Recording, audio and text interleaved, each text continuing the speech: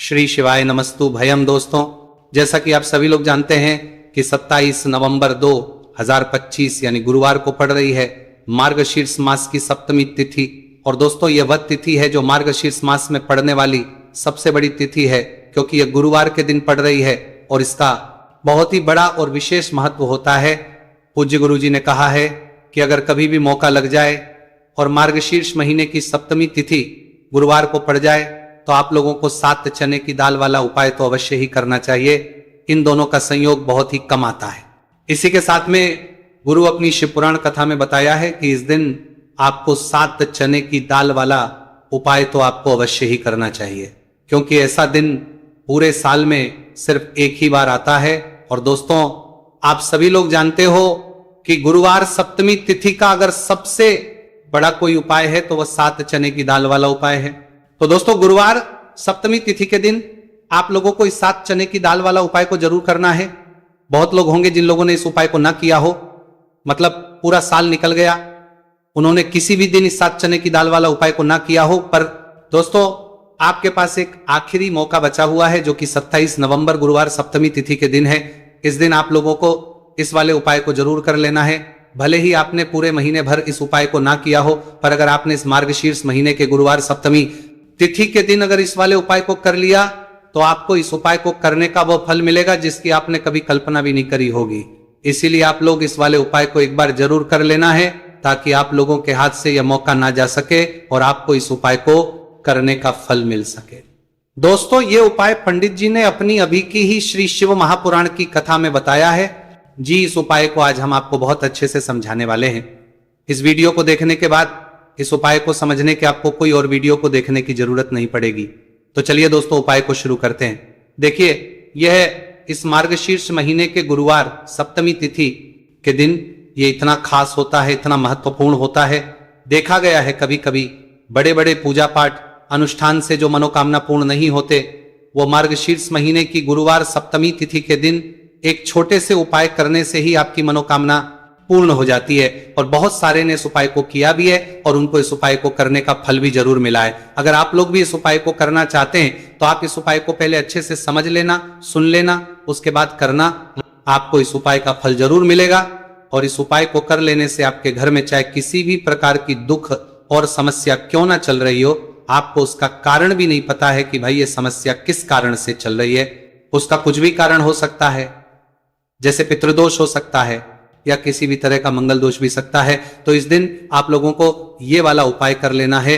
ये एक ऐसा उपाय है जिस उपाय को अगर किसी विशेष दिन पर किया जाए तो भाई उस विशेष दिन का जो है वो तो हमें मिलता ही मिलता है, पर हमने उस दिन पर इस उपाय को किया है तो हमें उससे भी बड़ा फल मिलता है। और फल बहुत जल्दी मिलता है, क्योंकि आप इस उपाय को बहुत ही बड़े और विशेष दिन पर कर रहे हो। तो चलिए अब उपाय के बारे में बात करते हैं, लेकिन उससे पहले आप लोगों को यह जानना आवश्यक है कि आखिर यह उपाय किस समय करना है, किसको करना है और कैसे करना है। तो चलिए हम आगे आपको वीडियो में एक एक करके बता देते हैं। लेकिन उससे पहले अगर आप लोग हमारे चैनल पर पहली बार आए हैं या फिर मेरी आवाज आज पहली बार सुन रहे हैं तो हमारे चैनल को सब्सक्राइब जरूर कर लेना और इस वीडियो को लाइक करके कमेंट बॉक्स में श्री शिवाय नमस्तु भयम ओम नमः शिवाय जरूर टाइप कर देना। तो दोस्तों, इस 7 चने की वाला उपाय को हमें इस गुरुवार सप्तमी तिथि के दिन कैसे करना है, किसको करना है, किस समय करना है और कहां पर करना है, ये सारे सवालों के जवाब आपको इस वीडियो में मिल जाएंगे। और जो ये वीडियो देखेगा भाई, उसको 7 चने की दाल वाला उपाय जरूर करने के लिए करना चाहिए, क्योंकि इस दिन एक चने की दाल का भी बहुत ही बड़ा और विशेष महत्व होता है। और जब बात आ जाए 7 चने की दाल वाला उपाय की, तो ये सोने पे सुहागा वाली बात हो जाती है और ये एक बहुत ही बड़ा उपाय हो जाता है इस गुरुवार सप्तमी तिथि का। तो अब दोस्तों, इस 7 चने की दाल वाला उपाय को आखिर करना किसको है, सबसे पहले हम लोग वो बात जान लेते हैं। तो देखो, घर की जो बड़ी माताएं बहनें होती हैं, उन माताओं बहनों में से कोई भी एक बड़ी माता बहन इस वाले उपाय को कर सकती है। और दोस्तों, अगर आप चाहें तो अपने घर में से सभी सदस्यों को भी इस उपाय को करवा सकते हैं। अगर किसी व्यक्ति की खुद की कोई मनोकामना है, खुद की कोई दुख और है जो कि वो अपने लिए ही करना चाहता है, इस वाले उपाय को तो वो खुद अपने लिए भी कर सकता है। बाकी अगर कोई घर में से ऐसा है जो कि अपने पूरे घर परिवार की सुख और शांति के लिए ये वाला उपाय करना चाहता है, तो भाई वो भी कर सकता है। उसमें भी कोई दिक्कत वाली बात नहीं है। कहने का मतलब यह है कि इस उपाय को हर एक सदस्य भी कर सकता है और पूरे घर परिवार के सदस्य के लिए घर की बड़ी माताओं बहनों में से कोई एक माता बहन भी कर सकती है। माताएं बहनें अगर घर में उपस्थित ना हो या वह उपाय ना कर पा रही हो तो फिर घर का कोई बड़ा सदस्य भी इस 7 चने की दाल वाला उपाय को कर सकता है, चाहे फिर वो पुरुष ही क्यों ना हो, उसमें कोई भी दिक्कत वाली बात नहीं। उसके बाद में दोस्तों जो अगला प्रश्न निकल कर आता है वो ये आता है, इस उपाय को लेकर के आखिर इस उपाय को हमें किस समय करना है, सुबह के समय करना है कि शाम के समय करना है। तो देखो इस वाले उपाय को आप लोग सुबह के समय भी कर सकते हो और शाम के समय प्रदोष काल में भी करते हो। अब अगर आप पूछो कि भाई सबसे उत्तम समय कौन सा रहेगा इस 7 चने की दाल वाला उपाय को करने का, तो हम आपसे बस यही कहेंगे कि इस उपाय को आप सुबह के समय करेंगे तो ज्यादा बेहतर होगा। बाकी अगर प्रदोष काल शाम के समय भी करेंगे तो भी अच्छा होगा, उसमें कोई भी दिक्कत वाली बात नहीं। तो अब दोस्तों जो अगली सबसे बड़ी और महत्वपूर्ण बात आती है वो ये आती है कि सुबह अगर हम उपाय को तो हमें कितने बजे से लेकर कितने बजे तक के बीच में करना है और शाम के समय प्रदोष काल में करेंगे तो हमें कितने बजे से लेकर कितने बजे के बीच में करना है। तो देखो सुबह जितनी जल्दी हो सके आप उपाय को करने की कोशिश करना। बाकी अगर किसी कारणवश लेट भी हो जाओ, थोड़ी देर भी हो जाए, तो 10 या 11 बजे तक भी आप उपाय कर लेना, पर 12 बजे से ज्यादा देरी ना हो, ठीक है, इस बात का ध्यान रखना। उसके बाद दोस्तों अगर शाम के समय प्रदोष काल की बात करें, प्रदोष काल का जो समय है होता है वो शाम के 6 बजे से शुरू हो जाता है। मतलब शाम के 6 बजे से लेकर 7 बजे के बीच का जो समय होता है यह समय प्रदोष काल का समय होता है। तो आप इस उपाय को 7 या 8 बजे के बीच में भी कर सकते हो। मतलब शाम के 6 बजे से रात 8 बजे के बीच में आप कभी भी इस वाले उपाय को कर सकते हो, उसमें कोई भी दिक्कत वाली बात नहीं। चलिए जानते हैं उस विशेष उपाय के बारे में। देखिए दोस्तों पूज्य गुरु जी की कथा के अनुसार ही इस उपाय को आपको बहुत ही विस्तार से समझाने का प्रयास करेंगे, लेकिन उससे पहले वीडियो को लाइक करें। देखिए इस वीडियो में हम पूज्य गुरु जी द्वारा बताए गए 3 सबसे अचूक उपायों के बारे में जानेंगे जो आपको सिर्फ और सिर्फ गुरुवार की सप्तमी की तिथि पर ही करने हैं। पूज्य गुरु जी ने बताया है कि जो भी व्यक्ति इन उपायों को कर लेता है उसके जीवन से समस्त परेशानियां दूर हो जाती है। तो चलिए जानते हैं गुरु जी द्वारा बताए गए पहले खास उपाय के बारे में। देखिए गुरु जी ने बताए हैं कि गुरुवार के दिन किया जाने वाला यह उपाय सबसे सर्वश्रेष्ठ है। इस उपाय के लिए आपको मात्र 1 लोटा शुद्ध जल लेना है। जल आपको तांबे के पात्र के अंदर लेना है।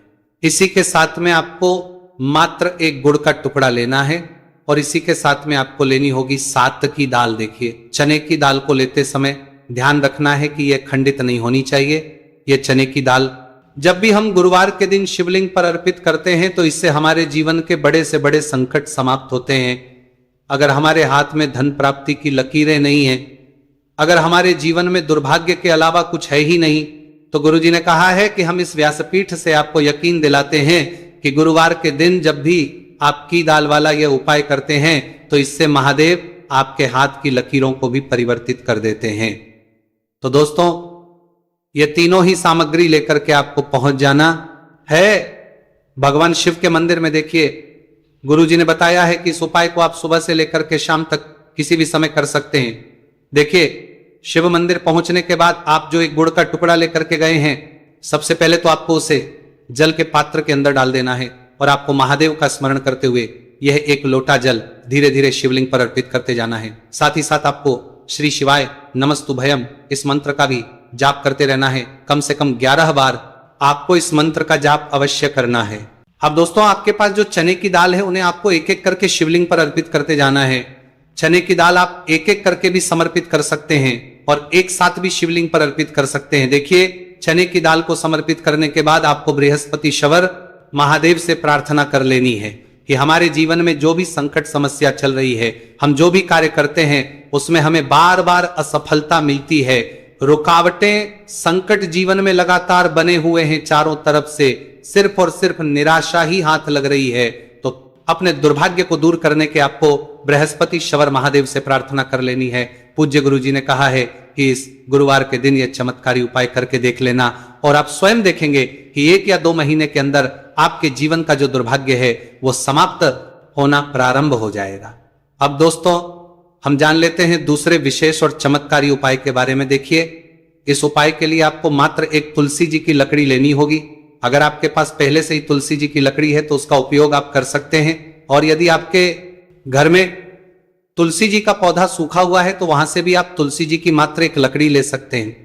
देखिए, इस उपाय के लिए आपको मात्र एक मिट्टी का दीपक लेना है।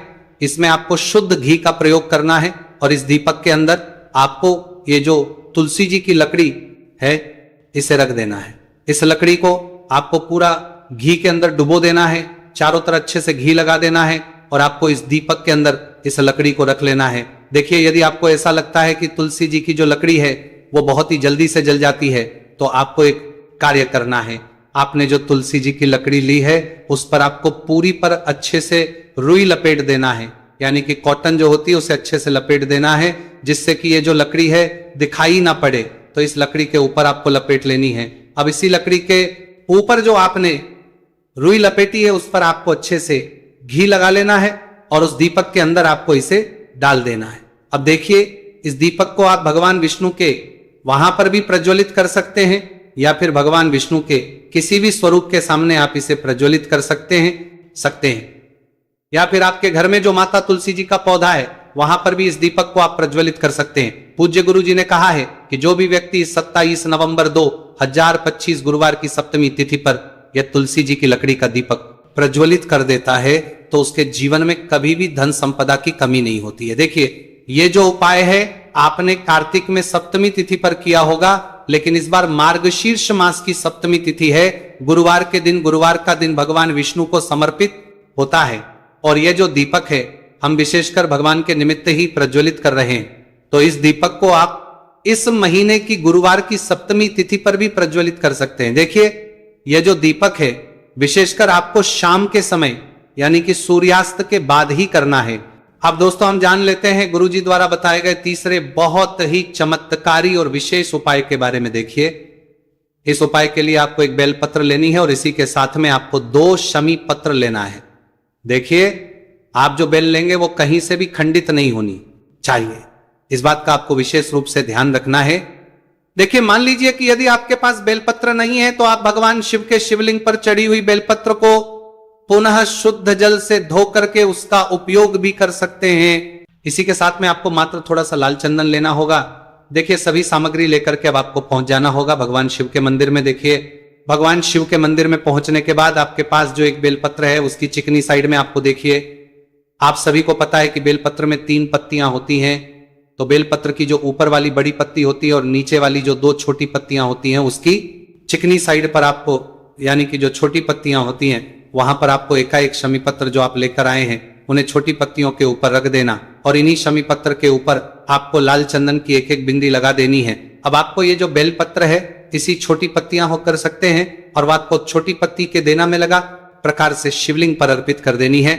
लेकिन आपको बेल पत्र को समर्पित करते समय गतिमान का नाम लेना है। देखिए, गतिमान जो है वह हनुमान जी के छोटे भाई हैं, और पूज्य गुरु जी ने बताया है कि गतिमान का नाम लेकर ही आपको यह उपाय करना है, क्योंकि आपके शरीर के जो भी रोग हैं उन्हें भगवान गतिमान दूर करने वाले इस उपाय को करने के बाद आपकी जो भारी से भारी बीमारी है वह भी भगवान गतिमान की कृपा से दूर होने वाली है। देखिए, बेलपत्र की 2 छोटी पत्तियों पर आपने एक एक चमी पत्र रखा, उनके ऊपर आपने एक एक लाल बिंदी लगाई हुई है चंदन की। तो इसी प्रकार से आपको यह बेलपत्र शिवलिंग पर अर्पित कर देना है।